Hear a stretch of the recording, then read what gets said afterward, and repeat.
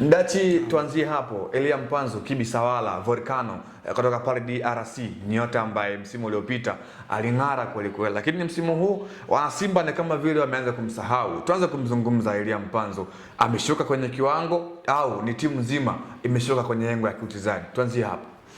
Kwanza Elia Mpanzu Kibisawala msimu huu anaonekana kuwa hayuko sawa kulingana na kile ambacho kilielezwa. Ukiachana na masuala mazima ya mpira kiwanjani, pia kuna masuala ambayo yako nje.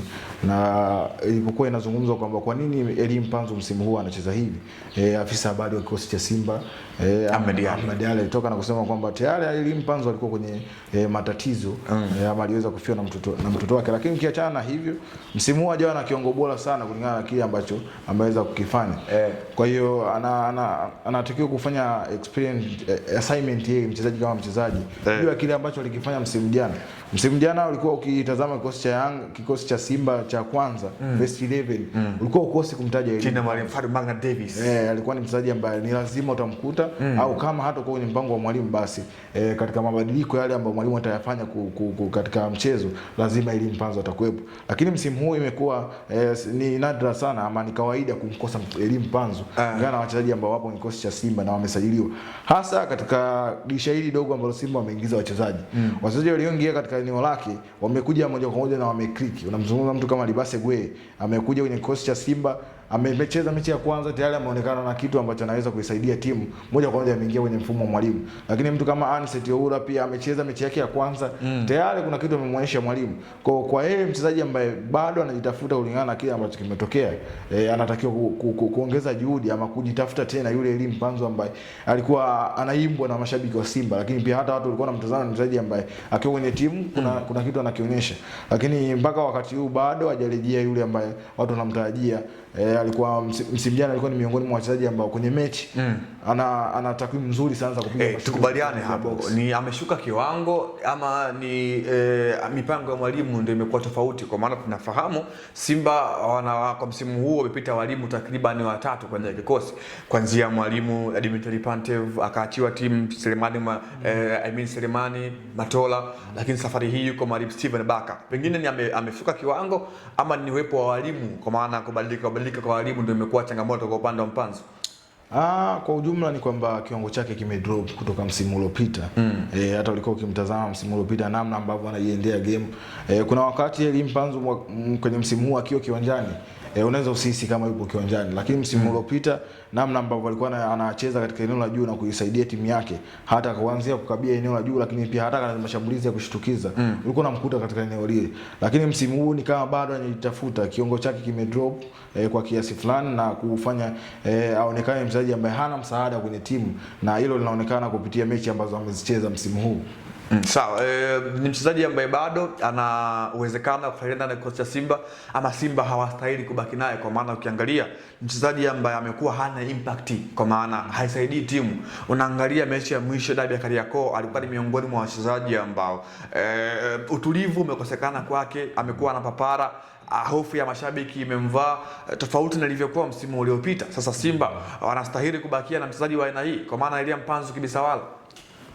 Elia Mpanzu Kibisawala kusalia Simba ama kuendelea kubaki kwenye kikosi cha Simba ni sahihi kama yeye mwenyewe binafsi atajitafuta na kujua ni wapi ambapo anatakiwa kurejea ili kikosi cha Simba kione manufaa yake.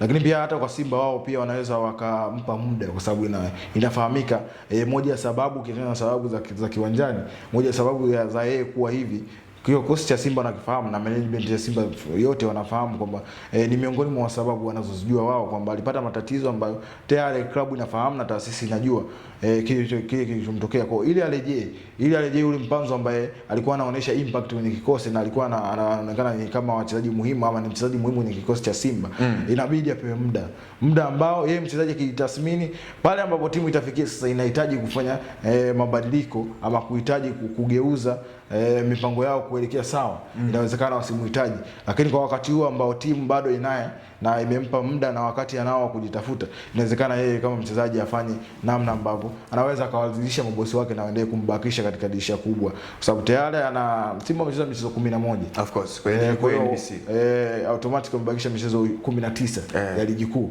Kwa katika hivi mechi 19 tu za ligi kuu ana uwezo wa kujitafuta yeye kama mchezaji na akawaridhisha kuelekea dirisha kubwa, wasiweze kuachana naye, lakini kama hatobadilika naona ni mchezaji ambaye anakwenda kuachwa kwenye dirisha kubwa na kikosi cha Simba, kulingana na namna ambavyo kikosi cha Simba kinahitaji kujenga katika msimu huu. Na ukumbuke Simba ameshaanza kuhusishwa na baadhi ya wachezaji, yupo kijana anaitwa Chico Banza, yupo kwenye kikosi cha Zamalek, anahusishwa kujiunga na kikosi cha Simba.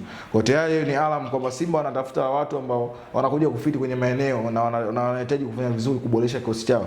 Kwa anaweza akatumia nafasi hii ambayo alionao kwa sasa kabla mabosi hawajapinduka na kuhitaji kumuondoa kwenye kikosi kwa ajili ya kuendelea kufanya vizuri kwenye kikosi chao.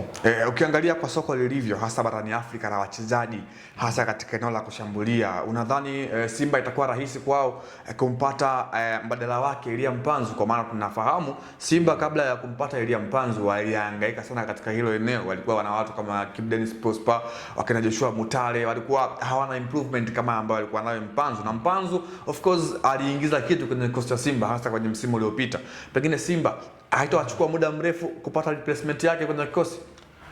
Inaweza ikawachukua muda mrefu kulingana na soko lilivyo.